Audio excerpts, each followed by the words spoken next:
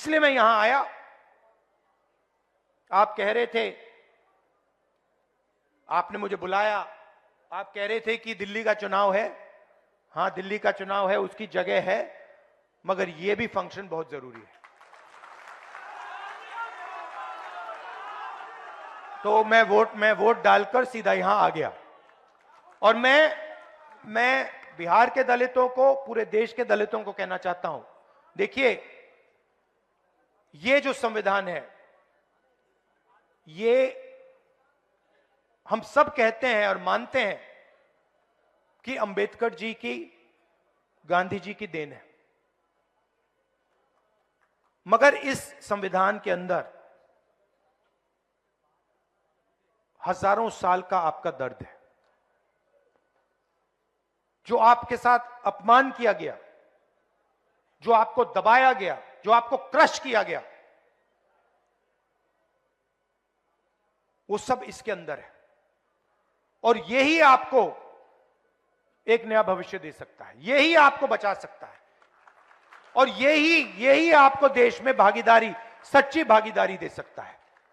इसीलिए बीजेपी और आरएसएस के लोग इसको खत्म करना चाहते हैं, क्योंकि वो जानते हैं कि जिस दिन तक यह संविधान है, उस दिन तक हिंदुस्तान के गरीब लोगों को, दलितों को, पिछड़ों को, आदिवासियों को नहीं दबाया जा सकता है। ये इसको सामने से नहीं मारते हैं। ये आप मत सोचिए कि इसको सामने से मारते हैं। सामने से, इसके सामने ये मत्था टेकते हैं। सामने मोदी जी यूं करेंगे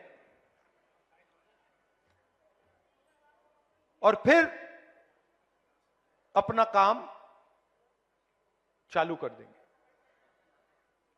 अंबेडकर जी के सामने आरएसएस के आजकल सब नेता हाथ जोड़ते हैं, मगर हाथ जोड़ते वक्त जिस चीज के लिए अंबेडकर जी लड़े, जिस चीज के लिए अंबेडकर जी ने अपनी जिंदगी दी,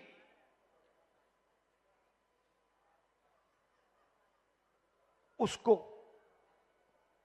रद्द करते हैं, उस पर आक्रमण करते हैं, उसको खत्म करने की कोशिश करते हैं। पार्लियामेंट में भाषण दिया, मैंने दो चीजें कही। एक, मैंने टेक्नोलॉजी की बात की, इलेक्ट्रिक मोटर की बात की, मोबिलिटी रेवोल्यूशन की बात की,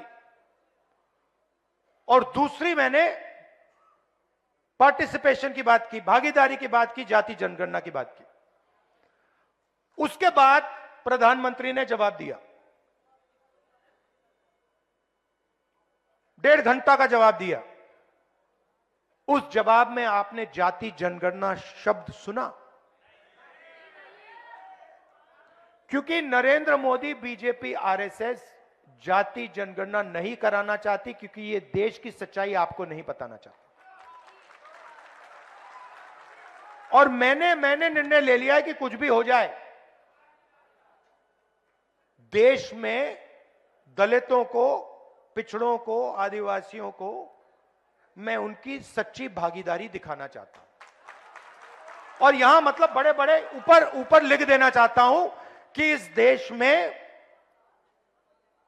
दलितों को, पिछड़ों को, आदिवासियों को कहीं भी भागीदारी नहीं मिल रही है। और जैसे ही आपको यह दिखेगा, जैसे ही आपको सचमुच में डेटा दिखेगा,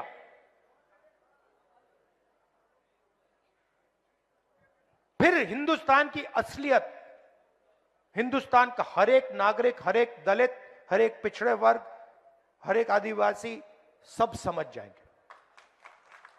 और फिर एक नई तरीके की राजनीति, एक नया तरीके का विकास शुरू होगा।